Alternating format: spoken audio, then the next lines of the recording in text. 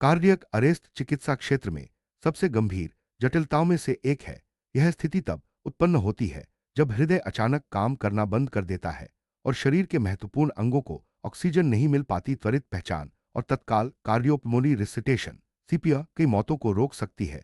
इस वीडियो में हम कार्डियक अरेस्ट की पहचान, कारण, उपचार और सीपीआर की प्रक्रिया को विस्तार से। कार्डियक अरेस्ट वह स्थिति है जिसमें हृदय की कार्यक्षमता अचानक समाप्त हो जाती है और शरीर के अंगों को ऑक्सीजन नहीं मिलती। इसे व्यापक रूप से हृदय की प्रभावी आउटपुट बनाए रखने में असमर्थता के रूप में परिभाषित किया जाता है।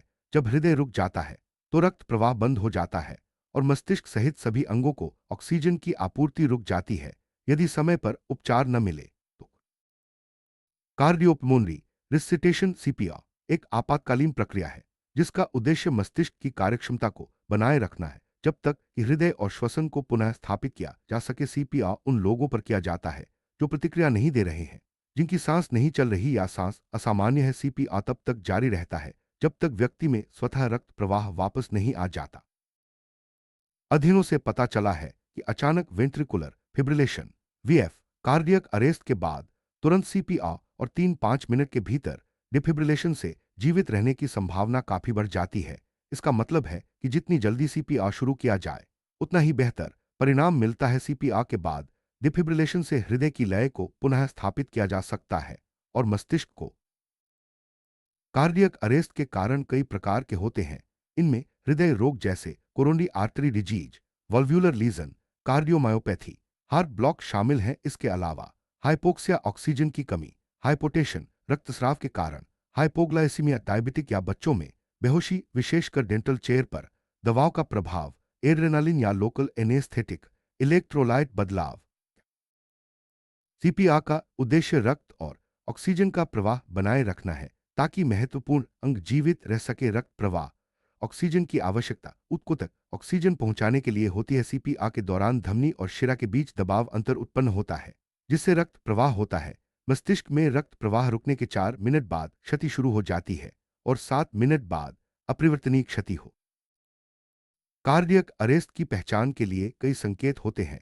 प्रमुख रक्त वाहिकाओं जैसे कैरोटिड या फेमोरल में पल्स का अभाव, हृदय की ध्वनि का न सुनाई देना, सांस का रुक जाना, त्वचा का रंग पीला या नीला होना, व्यक्ति का बेहोश रहना और प्रकाश के प्रति पुतलियों की प्रतिक्रिया धीमी या अनुपस्थित होना।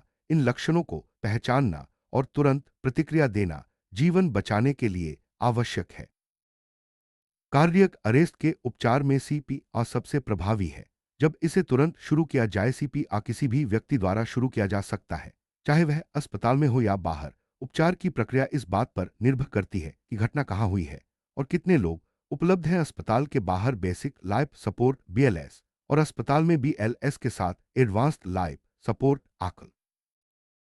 बेसिक लाइफ सपोर्ट बीएलएस का मुख्य उद्देश्य फेफड़ों, मस्तिष्क और हृदय में ऑक्सीजन बनाए रखना है। इसमें रेस्क्यू ब्रीदिंग और कार्डियक कंप्रेशन के माध्यम से ऑक्सीजन ऊतकों तक पहुंचाई जाती है। बीएलएस की प्रक्रिया में एयरवे, ब्रीदिंग और सर्कुलेशन एबीसी का पालन किया जाता है, जिसे अब सीएबी के रूप में भी जाना जाता है। पीड़ित प्रतिक्रिया नहीं दे रहा हो, सबसे पहले उसे सही स्थिति में लिटाना और एयरवे का आकलन करना जरूरी है। पीड़ित को सपाइन, पीठ के बल एक कठोर सतह पर लिटाएं, सिर ऊंचा न रखें ताकि मस्तिष्क में रक्त प्रवाह बना रहे। रेस्क्यूअर को पीड़ित के कंधे की चौड़ाई के बराबर दूरी पर रहना चाहिए। एयरवे खोलने के लिए ट्रिपल मैन्यूवर अपनाएं। मुंह खोले, सिर को पीछे, हेड टिल्ट और चिन लिप तकनीक में एक हाथ पीड़ित के माथे पर रखकर सिर को पीछे झुकाए और दूसरे हाथ की उंगलियों से ठुड्डी को आगे उठाए। इससे जबड़ा आगे बढ़ता है और जीभ एयरवे से हट जाती है। यदि मुंह में कोई विदेशी वस्तु या उल्टी है तो उसे तुरंत निकाले। ढीले डेंचर से सावधान रहें क्योंकि वे मुंह से मुंह सांस देने में बाधा बन सकते हैं। जॉ थ्रस्ट तकनीक में दोनों हाथों से पीड़ित के जबड़े को पकड़कर आगे उठाया जाता है जिससे एयरवे खुलता है। यदि मुंह में कोई विदेशी वस्तु है तो फिंगर स्वीप विधि से उसे हटाया जा सकता है।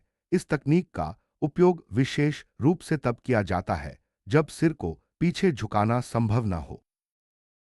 यदि पीड़ित के एयरवे में कोई विदेशी वस्तु फंसी हो तो बैक ब्लो, पीठ पर थपकी, हेमलिच मैन्यूअर, छाती पर दबाव और फिंगर स्वीप विधि का उपयोग किया जाता है। बैक ब्लो पीठ के मध्य में 4 बार दी जाती है, जिससे खांसी उत्पन्न होती है। हेमलिच मैन्यूवर में पीड़ित के पीछे खड़े होकर छाती को 6-10 बार दबाया जाता है। सांस की जांच के लिए रेस्क्यूअर को पीड़ित के मुंह या नाक के पास कान रखना चाहिए। छाती की दीवार की गति देखनी चाहिए और छाती की ध्वनि सुननी चाहिए। यदि सांस नहीं चल रही है तो तुरंत रेस्क्यू ब्रीदिंग शुरू करें। मुंह से मुंह सांस देना एक त्वरित और प्रभावी तरीका है, जिसमें रेस्क्यूअर अपनी सांस से पीड़ित को ऑक्सीजन देता है। एयरवे खोलकर पीड़ित की नाक को बंद करे, गहरी सांस ले और मुंह पर सील बनाकर सांस छोड़े। 2 धीमी सांसें दी जाती हैं, जिससे छाती का विस्तार होता है और गैस्ट्रिक डिस्टेंशन की संभावना कम होती है। यदि मुंह से मुंह सांस देना संभव नहीं है तो मुंह से नाक सांस दी जाती है। सिर को पीछे झुकाए, मुंह बंद करे, जबड़ा उठाए और नाक पर सील बनाकर सांस छोड़े। पीड़ित को सांस छोड़ने दे और प्रक्रिया दोहराए। मुंह से एयरवे सांस देने के लिए ट्रिपल मैन्यूवर अपनाएं। नाक को बंद करें और मुंह पर सील बनाकर 2 धीमी सांसें दे। इससे छाती का विस्तार होता है और गैस्ट्रिक डिस्टेंशन की संभावना कम होती है। कुछ रेस्क्यूअर एक्सपायर एयर रिसिटेशन के दौरान बैरियर डिवाइस जैसे मास्क या फेस शील्ड का उपयोग करते हैं। मास्क में एक्वे वाल्व होता है, जिससे रेस्क्यूअर की सांस पीड़ित तक जाती है। बैरियर डिवाइस का सही तरीके से उपयोग करना जरूरी है ताकि एयर सील बनी रहे और ऑक्सीजन सही मात्रा में मिले। मुंह से मास्क सांस देने के लिए मास्क को पीड़ित के मुंह और नाक पर रखें। दोनों हाथों से सील बनाएं और जबड़ा उठाएं। कुछ मास्क में ऑक्सीजन एडाप्टर होता है, जिससे अतिरिक्त ऑक्सीजन दी जा सकती है। यह तकनीक विश्वसनीय है क्योंकि रेस्क्यूअर दोनों हाथों से सील बना सकता है। कैरोटिड आर्टरी सबसे आसानी से महसूस की जा सकती है, जो ट्रेकिया और गर्दन की बड़ी मांसपेशियों के बीच होती है। यदि कोई पल्स नहीं मिलता तो तुरंत एक्सटर्नल कार्डियक कंप्रेशन शुरू करें। इस तकनीक में रेस्क्यूअर पीड़ित के स्टर्नम के निचले हिस्से पर 100 प्रति मिनट की दर से दबाव डालता है। इससे हृदय और वर्टिब्रा के बीच दबाव बढ़ता है और रक्त प्रवाह होता है। कंप्रेशन के साथ रेस्क्यू ब्रीदिंग से अंगों को ऑक्सीजन मिलता है। पीड़ित को सपाइन स्थिति में रखें। स्टर्नम के निचले हिस्से को पहचानें और एक हाथ की एड़ी को स्टर्नम पर रखें, दूसरा हाथ ऊपर रखें। दोनों हाथों की लंबी धुरी स्टर्नम की धुरी के साथ होनी चाहिए। उंगलियां इंटरलॉक रखें, कोहनी लॉक करें और कंधे सीधे हाथों के ऊपर रखें। सामान्य वयस्क में स्टर्नम को 0.15 इंच दबाएं। प्रत्येक कंप्रेशन के बाद दबाव छोड़ना जरूरी है ताकि रक्त हृदय और छाती में वापस आ सके। कंप्रेशन और रिलीज का चक्र 50% होना चाहिए और दर 100 प्रति मिनट होनी चाहिए। सही कंप्रेशन से कैरोटिड पल्स उत्पन्न होना चाहिए। सीपीआर के दौरान पीड़ित का निरीक्षण, छाती का उठना, कंप्रेशन की गहराई, रेस्क्यूअर के हाथों की स्थिति, पल्स की जांच, परिधीय पल्स का मूल्यांकन, सांस और हृदय की ध्वनि सुनना जरूरी है। एक रेस्क्यूअर सीपीआर में पीड़ित की रीढ़ की स्थिति जांचें, एयरवे खोलें, 30 कंप्रेशन के साथ 2 वेंटिलेशन दें। कंप्रेशन के बाद कैरोटिड पल्स जांचें। यदि पल्स नहीं मिले तो सीपीआर फिर से शुरू करें। 2 रेस्क्यूअर सीपीआर में कंप्रेशन और वेंटिलेशन का अनुपात 15:2 रखा जाता है। इससे ऑक्सीजन और रक्त प्रवाह दोनों संतुलित रहते हैं। एडवांस्ड कार्डियक लाइफ सपोर्ट आकल्स में BLS के साथ अतिरिक्त उपकरण और तकनीक का उपयोग किया जाता है। इसमें ventilation, circulation, ECG monitoring, defibrillation, IV access और दवा उपचार शामिल हैं। आकल्स की प्राथमिक सर्वे में BLS के ABC को जारी रखें और पहले डिफिब्रिलेशन करें। आकल्स के आप्त में एयरवे, ब्रीदिंग, सर्कुलेशन और डिफिब्रिलेशन शामिल हैं। आकल्स के दूसरे आप्त में एंडोट्रेकियल इंटुबेशन, वेंटिलेशन सहायता, circulatory support, IV access, monitoring, रक्तचाप मापना और उचित दवा देना शामिल है। दी में डिफरेंशियल डायग्नोसिस और कारण का उपचार शामिल है। कार्डियक अरेस्ट के दौरान दवा उपचार सहायक होता है, लेकिन एयरवे, वेंटिलेशन, कंप्रेशन और डिफिब्रिलेशन प्राथमिक होते हैं। दवाओं में adrenaline, atropine, lignocaine, calcium, sodium bicarbonate आदि शामिल हैं। एड्रेनालिन सीपीआर के लिए सबसे प्रमुख दवा है।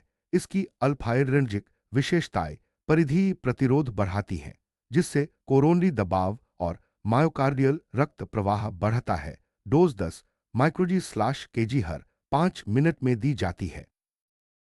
Atropine sulphate sinus node automaticity और एट्रियोवेंट्रिकुलर कंडक्शन को बढ़ाता है। यह असिस्टोल और ब्रैडीकार्डिया के साथ हाइपोटेंशन में दी जाती है। डोज वयस्कों में 0.5 mg अभी हर 3-5 मिनट, बच्चों में 0.2 mg/kg। लिग्नोकाइन या जाइलोकाइन वेंट्रिकुलर टैकिकार्डिया वीटी और वेंट्रिकुलर प्रीमैच्योर कंप्रेशन वीपीसी में दी जाती है। डोज 1 mg/kg, फिर 0.5 mg/kg, अधिकतम 3 mg/kg। कैल्शियम हाइपोकैल्सीमिया, हाइपरकैल्सीमिया का चैनल ब्लॉकर ओवरडोज में दी जाती है। Dose 10 mg/kg।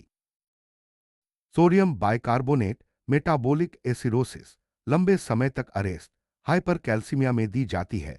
डोज 1 mg/kg, फिर आधा डोज हर 10 मिनट में। यदि ब्लड गैस पता हो तो dose $03 dollar base deficit times dollar वजन केजी के अनुसार दी जाती है। सीपीआर में अन्य दवाएं जैसे डोपामिन 5-10 माइक्रोजी/केजी, डोब्यूटामिन 2-5 माइक्रोजी/केजी, कैल्शियम क्लोराइड 5-10 माइक्रोजी/केजी, अमरिनोन 0.75 माइक्रोजी/केजी दी जाती हैं। वासोप्रेसर दवाएं जैसे नॉरेड्रेनालिन 0.1 माइक्रोजी/केजी, फेनाइलेफ्रिन 50-200 माइक्रोजी/केजी दी जाती हैं। ये रक्तचाप बढ़ाने में सहायक होती हैं। वासोडायलेटर दवाएं जैसे नाइट्रोग्लिसरीन 0.25-0.5 माइक्रोजी/केजी, सोडियम नाइट्रोप्रुसाइड 0.25-0.5 माइक्रोजी/केजी दी जाती हैं। ये रक्त वाहिकाओं को फैलाती हैं। सीपीआर के दौरान कई जटिलताएं हो सकती हैं, जैसे पसली टूटना, गैस्ट्रिक लैसरेशन या रप्चर, स्प्लीन का रप्चर, न्यूमोथोरैक्स।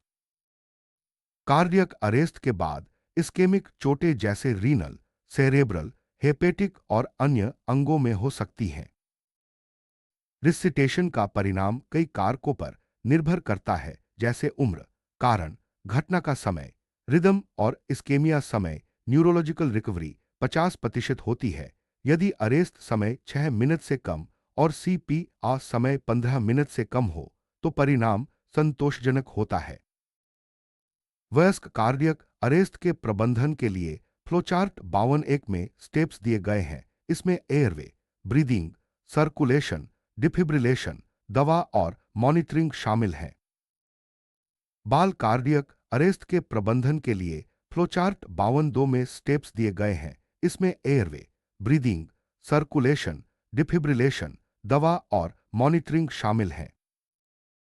सीपीआर के दौरान एयरवे, ब्रीदिंग, सर्कुलेशन, डिफिब्रिलेशन, दवा और मॉनिटरिंग का सही पालन करना जरूरी है। त्वरित प्रतिक्रिया, सही तकनीक और समय का ध्यान रखना जीवन बचाने के लिए आवश्यक है। कार्डियक अरेस्ट एक आपातकालीन स्थिति है जिसमें त्वरित पहचान और सीपीआर जीवन बचाने में महत्वपूर्ण भूमिका निभाते हैं। सही तकनीक, समय पर प्रतिक्रिया और उचित दवा उपचार से जीवित रहने की संभावना बढ़ जाती है। सीपीआर की प्रक्रिया को समझना और अभ्यास करना सभी के लिए आवश्यक है।